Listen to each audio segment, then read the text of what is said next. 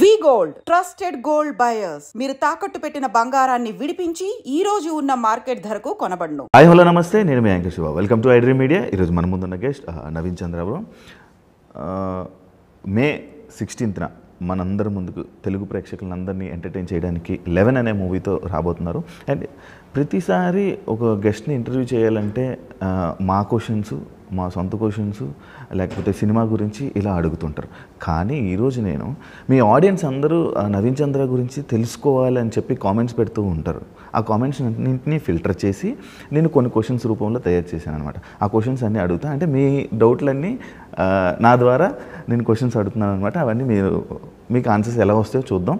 And అందరూ తప్పకుండా వెళ్ళి ఆ 11 మూవీని చూడాలని కోరుకుంటున్నాను. అండ్ ఈ మూవీ గురించి కూడా నేను కొన్ని డౌట్స్ ఉన్నాయి, అవి కూడా నేను అడిగి తెలుసుకునే ప్రయత్నం అయితే చేస్తాను.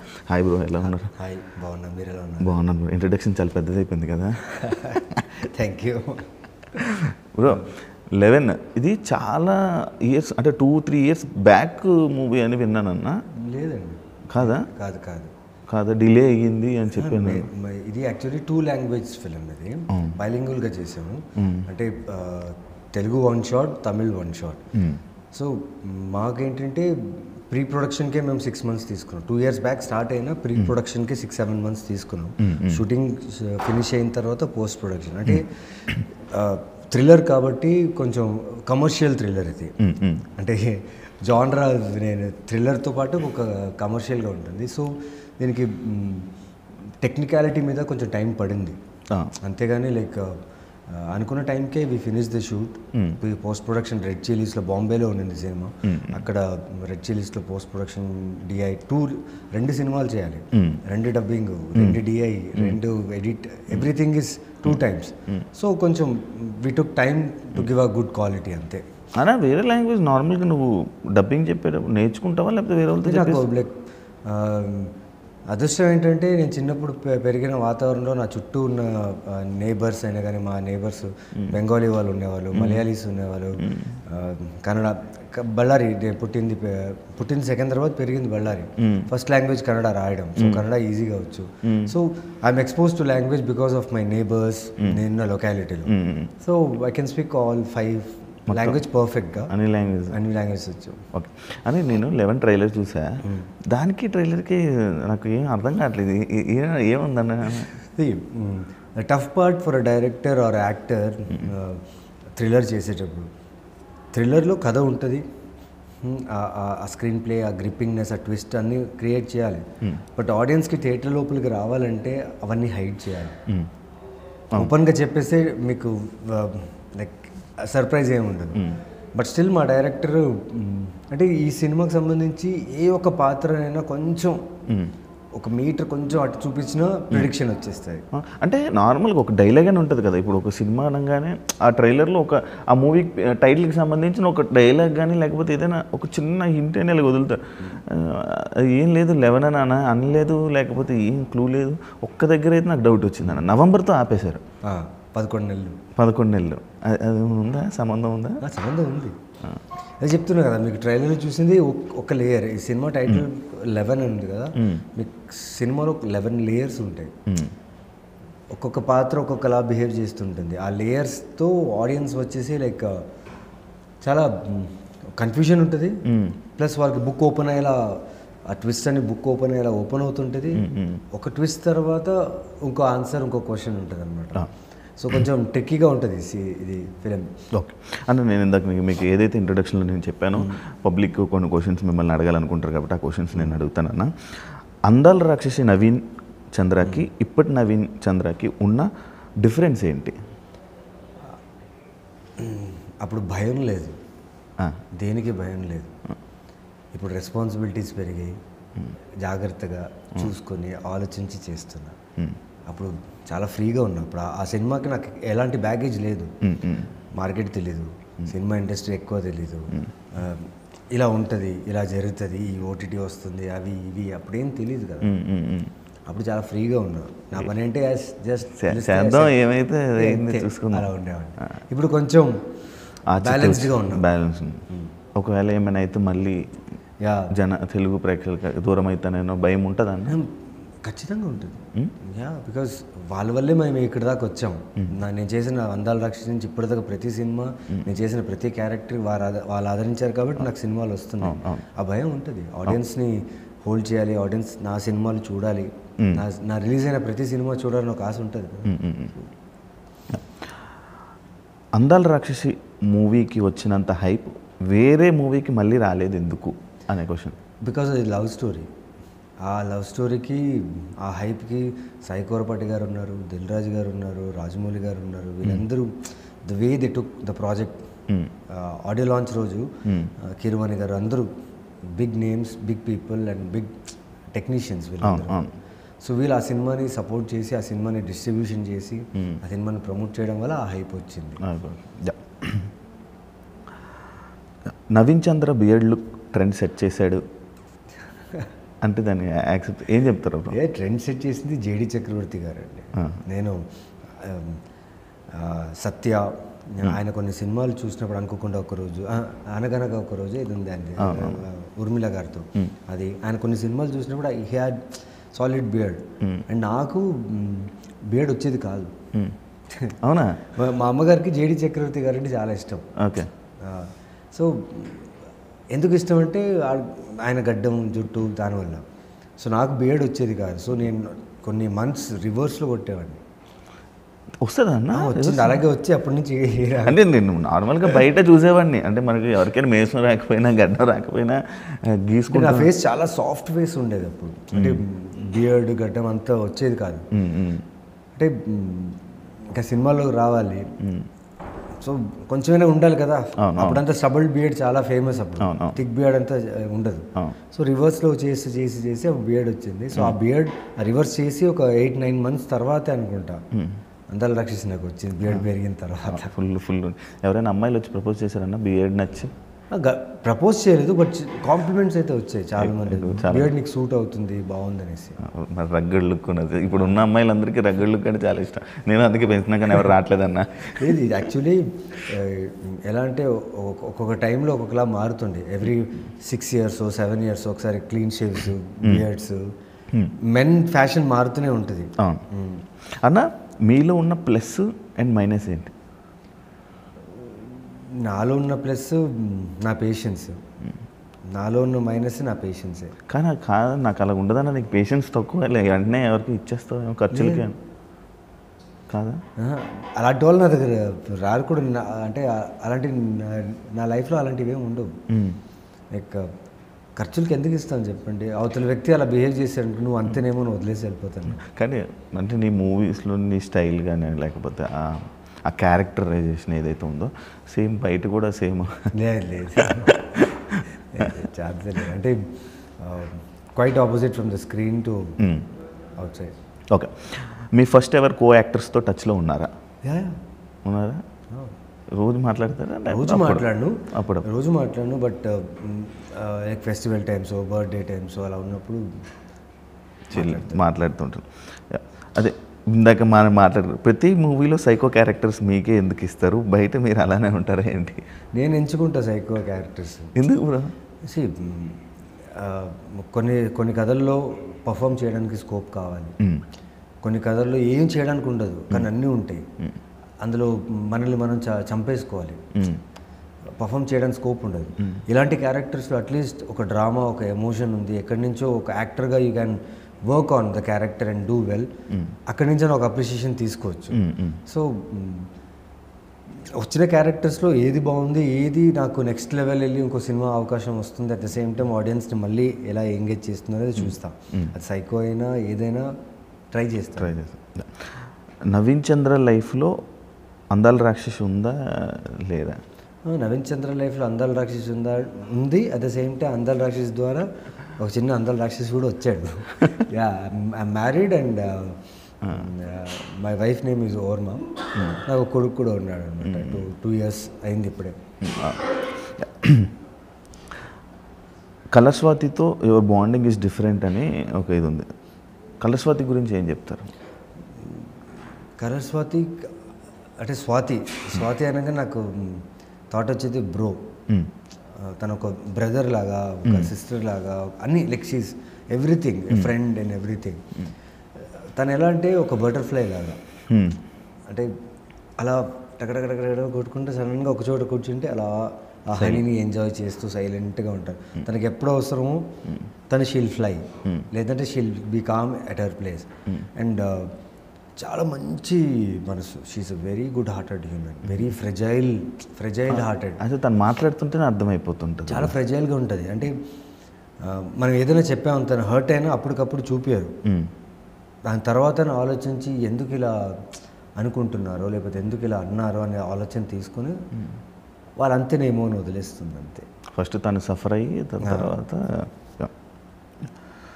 త్రివిక్రమ్ గారితో ఎన్టీఆర్ గారితో వర్క్ చేసిన మీకు మళ్ళీ స్ట్రాంగ్ క్యారెక్టర్ రాకపోవడానికి రీజన్? మళ్ళీ స్ట్రాంగ్ క్యారెక్టర్ రాకపోవడానికి రీజన్ అంటే కథలు వచ్చాయి, సినిమాలు వచ్చాయి, కానీ క్యారెక్టర్ స్ట్రాంగ్గా లేదు. సో క్యారెక్టర్ స్ట్రాంగ్గా లేకపోతే నేను చేయట్లేదు. సో మీ క్వశ్చన్కి ఆన్సర్ అంటే నెక్స్ట్ కమింగ్ 1-2 monthsలో చాలా స్ట్రాంగెస్ట్ క్యారెక్టర్ చూస్తారు. చాలా స్ట్రాంగెస్ట్ క్యారెక్టర్ చూస్తారు, అంటే మీరు ఎక్స్పెక్ట్ కూడా చేయరు. గట్టి కంబ్యాక్ అంటే అది I can't explain now, when it comes out మీకు తెలుస్తుంది. నవీన్ చంద్ర బయట ఎక్కువ ఎందుకు కనిపించడం? ఎందుకంటే ఎప్పుడు షూటింగ్ చేస్తూనే ఉంటాడు. బిజీ. అంటే సిరీస్ చేస్తుంటా, వెబ్ ఫిల్మ్ చేస్తుంటా, ఫీచర్ ఫిల్మ్ చేస్తున్నా, ప్లస్ తమిళ్లో కూడా మూవీస్ చేస్తున్నా, క్యారెక్టర్ రోల్స్, విలన్ అన్నీ చేస్తున్నా. కాబట్టి ఆల్మోస్ట్ నేను ప్రతిరోజు ఆన్ సెట్సే ఉన్నా.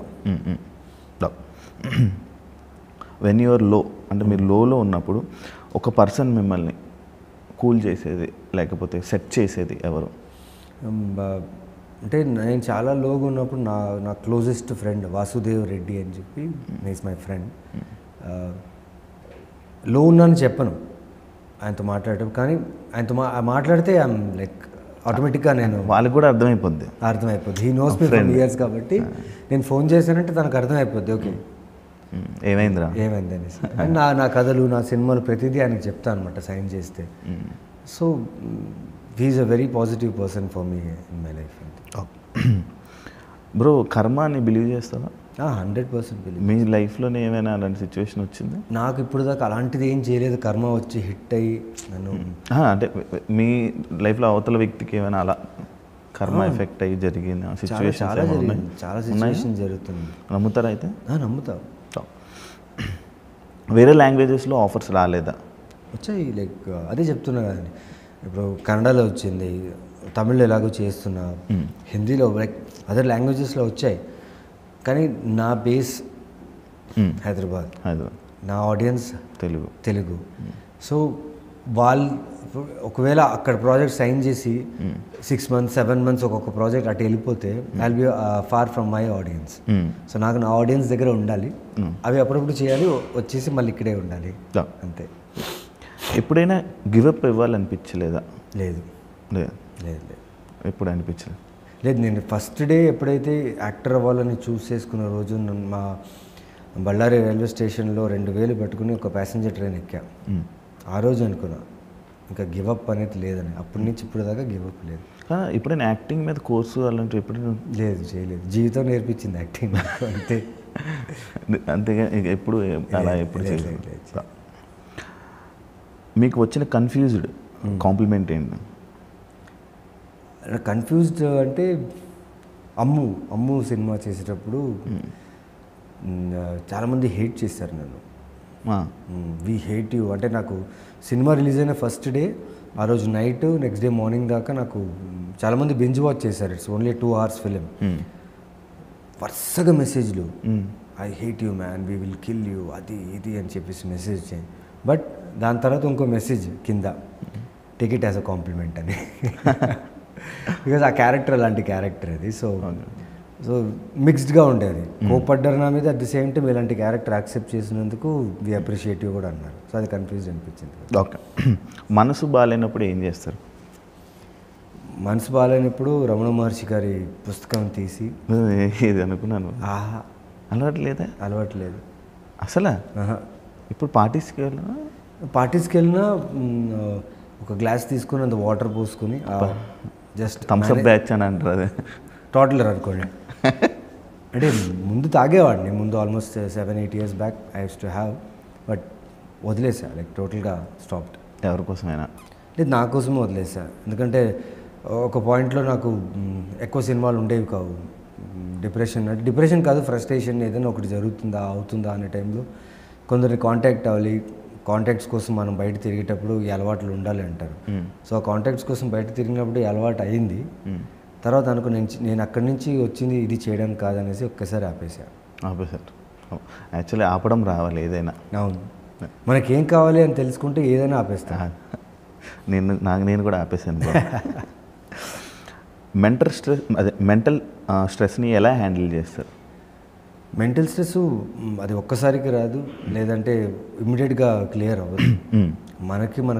మన మీద మనకు డిసిప్లిన్ ఉండాలి. మన బాడీ మైండ్ సోల్ని కనెక్ట్ చేసుకునేంత డిసిప్లిన్ మనకు ఉంటే స్ట్రెస్ అనే ఒక విషయం దగ్గర కూడా రాదు. దానికి you need to practice many things. చాలామంది మెడిటేషన్ అంటారు, వర్కౌట్ అంటారు. ఫుడ్ విషయంలో అంటే యాజ్ అ మనిషిగా మనం ఏం చూస్తామో అదే అవుతాం. మనం ఏం చూస్తుంటాం ప్రపంచంలో అదే అవుతాం. సో అది మన మీద డిపెండ్ ఉంది. Mental health is all depends on you. No one can disturb you unless you disturb yourself. అంతే. అంతే.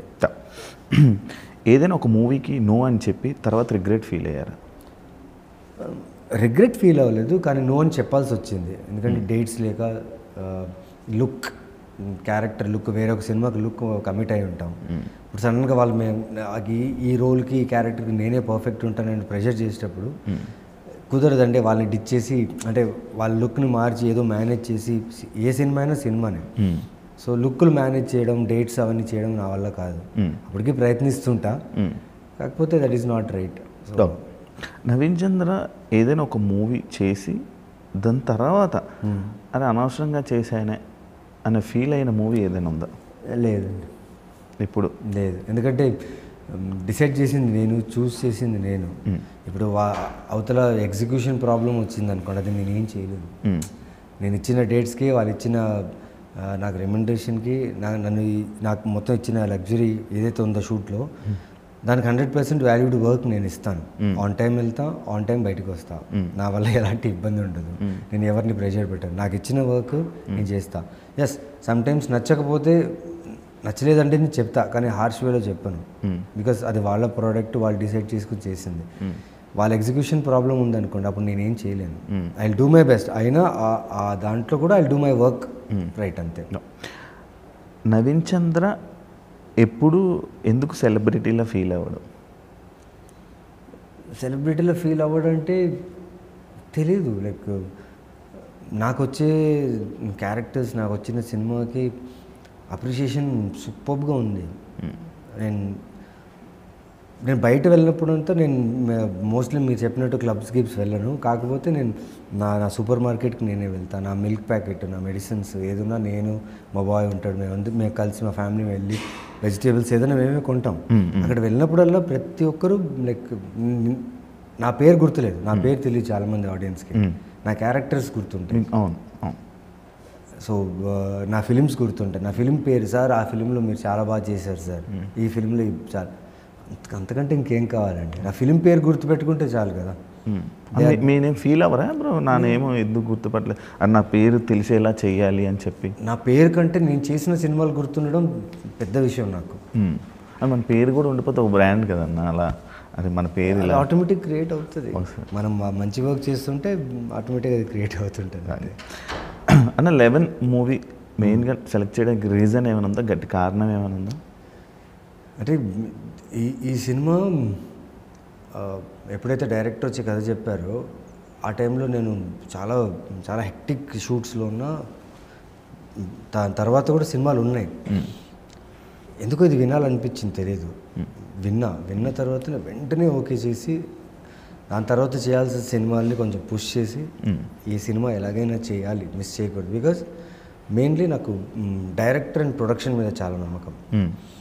ఈ ప్రొడక్షన్ వచ్చేసి ఆల్మోస్ట్ 2 ఫిల్మ్స్ చేశారు, critically acclaimed very good films. Sembi అని ఒక ఫిలిం చేశారు కోవేసర్ల గారితో, అండ్ సెల నేరంగల్ సెనమలిదంగల్ అని తమిళ్లో చేశారు. ఓకే. అండ్ మెయిన్గా ఏంటంటే డైరెక్టర్ లైక్ ఆయన కథ చెప్పేటప్పుడే నాకు అనిపించింది, అంటే కథ ఇంకా పూర్తిగా ఫినిష్ చేయలేదు, తను చెప్పేటప్పుడు అనిపించింది ఇదేదో సూపర్గా ఉందిరా, ఇంట్రెస్టింగ్గా ఉందిరా, ఇదేదో వర్కౌట్ అయ్యేలా ఉందిరా అనుకుంటూనే వింటున్నా. సో బట్ ఇది సాలిడ్ స్ట్రాంగ్ ఫిలిం అవుతుంది నా కెరియర్కి, అంత గట్టి నమ్మకం నాకు. బికాజ్ నేను ఇంతకుముందు నా సినిమాలన్నీ కొన్ని ఓటీటీలో రిలీజ్ అయ్యి, ఓటీటీలో all went well. I think చాలా రోజుల తర్వాత మళ్ళీ ఒక ప్రాపర్ సోలో రిలీజ్, ఒక స్ట్రాంగ్ కాంటెంట్తో వస్తున్నా. నేను చాలా కాన్ఫిడెంట్ ఉన్నా ఈ సినిమా మీద. బోత్ లాంగ్వేజెస్లో it will do really good. Bro ఇంకొకటి ఒక క్వశ్చన్ బ్రో, ఏ డైరెక్టర్ అయినా నార్మల్గా ఏ డైరెక్టర్ అయినా కథలో నా దగ్గర ఒక స్టోరీ ఉంది అని, అంటే నేను డైరెక్టర్ అవ్వాలని కోరుకున్న వాళ్ళు చాలామంది వస్తూ ఉంటారు కదా, అలా ఏ డైరెక్టర్కైనా మీరు టైం ఇస్తారా అన్న స్టోరీ వినడానికి? మ్యాక్సిమం నాకు నేనేంటంటే నా ప్రాబ్లము ఫోన్స్తో చాలా దూరం ఉంటా. అది ప్రాబ్లం అంటారా తెలియదు నాకు. ఆ ప్రాబ్లం కాదు, చాలా మంచిదన్న నిజం. సో ఫోన్స్ కొంచెం ప్రశాంతంగా ఉంటుంది లైఫ్. సో మెయిన్గా నాకేంటంటే ఇప్పుడు చాలామంది డైరెక్టర్స్ పిచ్ డెక్ మీద ఆధారపడిపోయారు, ఏఐస్ మీద ఆధారపడిపోయారు. అంటే ఒక యాక్టర్కి కథ చెప్పాలన్నప్పుడు ఒక నరేషన్ ఉంటుంది, లేకపోతే ఒక సినాప్సిస్ లైన్లో పంపిస్తారు. ఇప్పుడు ఏం చేస్తున్నారంటే పిచ్ డెక్ రూపంలో లైక్ ఏఐతో బ్యూటిఫుల్గా ఉంటుంది, ఫ్రేమ్స్ నుంచి, రైటింగ్ నుంచి, ఆ ఇంగ్లీష్ వర్డ్స్ నుంచి ఎంత క్లీన్గా డిస్క్రైబ్ చేసి రాసి ఉంటారు. అది చూసినప్పుడే అనిపించేస్తుంది తనది కాదు, తన థాట్ కాదు, తన రైటింగ్ కాదు, తను ఇంకో హెల్ప్ తీసుకుని దాన్ని ఇంకా బాగా బిల్డ్ చేశాడు. That is not wrong. But ఆ పిచ్ డెక్ చూసిన తర్వాత కథ వినేటప్పుడు డిసప్పాయింట్ అయిపోతా. లైక్ చూపించడం ఒకటి ఉంటుంది, నరేషన్ చేసేటప్పుడు ఇంకోటి ఉంటుంది అన్నమాట. అలాంటి ఫీల్ అవుతూ ఉంటాను. నేను దిస్ ఆర్ దట్ అని చెప్పి కొన్ని పేర్లు చెప్తా, ఆ పేర్లు చెప్పండి. రాహుల్, లావణ్య త్రిపాఠి. అర్థం దిస్ ఆర్ దట్ అంటే ఇది నేను చెప్పే 2 నేమ్ల ఇది కానీ ఆ నేమ్ కానీ రెండిట్లో ఒక నేమ్ సెలెక్ట్ చేసుకోవాలి. రాహుల్, లావణ్య త్రిపాఠి. లావణ్య. పిల్లలకి పేర్లు పెడతారు సెలబ్రిటీస్ సగం పేర్లు. ఇద్దరు నాకు చాలా ఇష్టమైన వాళ్ళు, నేను వాళ్ళతో ఎక్స్ప్రెస్ చేయను, లేకపోతే అందుకే బ్రో ఇది దిస్ ఆర్ దట్ అంటే అంతే ఇలానే ఉంటుంది. అదే ఒక నేమ్. సరే Lavanya. Okay. Lavanya Tripathi, colours Swathi. Colour Swathi. Okay. Colour Swathi, Trivikram గారు. స్వాతి. ఓకే, నేను త్రివిక్రమ్ అంటారు ఏమనుకో. ఓకే. త్రివిక్రమ్ సార్ నా డైరెక్టర్, అంటే ఆయనతో అంత అంటే బాగా మాట్లాడుతాను, బట్ అంత చనువు లేదు. స్వాతి దగ్గర ఉన్నంత చనువు ఆయన దగ్గర ఉండదు. ఓకే. కలర్ స్వాతి, ఎన్టీఆర్ గారు. స్వాతి. కలర్ స్వాతి, బాలయ్య గారు. జై బాలయ్య గారు, చిరంజీవి గారు. చిరంజీవి గారు ఇన్స్పిరేషన్, బట్ బాలయ్య గారితో వర్క్ చేశాను నేను. ఆయనతో వర్క్ చేసినప్పుడు ఆ ఎక్స్పీరియన్స్ చెప్తున్నాను కదా, అమేజింగ్ ఎక్స్పీరియన్స్ ఆయనతో వర్క్ చేసింది. ఆ సినిమా చేసిన తర్వాత నేను ఎక్కడో నాలో ఒక చైల్డ్, నేను చాలా రెస్పాన్సిబుల్గా, చాలా ఫోకస్డ్గా ఉండే వ్యక్తి, నేను సింపుల్గా కామ్గా ఉంటాను. బట్ ఆయన్ని చూసిన తర్వాత నేను ఎందుకు ఇలా ఉండకూడదు, నేను సెట్స్లో కొంచెం సరదాగా ప్రొఫెషనల్గా అన్ని రకాలుగా ఉండొచ్చు కదా అని. ఆయన is a child from heart అంటారు కదా, అది నిజంగా చూసేటప్పుడు అనిపిస్తుంది మనం కూడా ఇలా ఉంటే ఈ స్ట్రెస్ గిస్సు అలాంటివి ఏ దగ్గర రావు. ఆయన చూస్తే కూడా స్ట్రెస్ పోతుంది నిజంగా. అవును, వెరీ గుడ్. అంటే ఎనర్జీ బూస్టర్ అనొచ్చు ఆన్ సెట్. బ్రో 11 మూవీ ఎందుకు చూడాలి అని అడిగితే ఏం చెప్తారు ఫైనల్గా? ఈ మధ్యకాలంలో ఇలాంటి ఒక థ్రిల్లర్ మీరు ఖచ్చితంగా చూస్తుంటారు, దట్ టు ఆన్ స్క్రీన్. చాలామంది థ్రిల్లర్స్ అంటే ఓకే ఓటీటీలో చూసేయచ్చు, సిరీస్ ఉన్నాయి, చాలా థ్రిల్లర్స్ ఆప్షన్, ఇది కూడా వన్ ఆఫ్ ద థ్రిల్లర్ అనొచ్చు. But this thriller is made only for screens. Because మీరు చూస్తే మీరు ట్రైలర్స్ చూసారు, దాని విజువల్స్ అయినా కానీ, దాని బిఎఫ్ఎక్స్ అయినా కానీ, దాని సౌండ్, దానికి ఉన్న ఒక టెక్నికల్ ఆస్పెక్ట్స్ మొత్తం, production and the director, the way they have made for theatrical experience. నేను 100% చెప్తాను, మీరు ఫిల్మ్ నుంచి బయట వచ్చినప్పుడు you will have an emotional tears with in, ఒక జిమ్ అని ఉంటుంది.